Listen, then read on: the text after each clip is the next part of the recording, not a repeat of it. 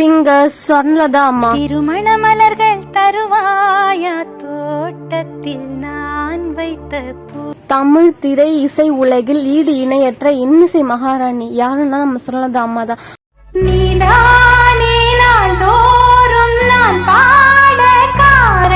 ஏ Rahman sir இசையில் ஒரு அற்புதமான சிற்பி இசையில் இந்த பாட்டுக்கு நான் அடிமைங்க.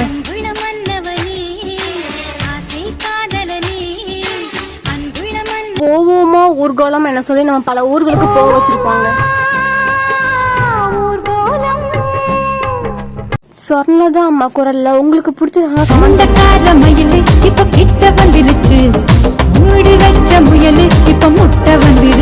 இந்த பாட்டுல இந்த குரல் ஒரு காந்த குரல் என நீங்களே கேளுங்க.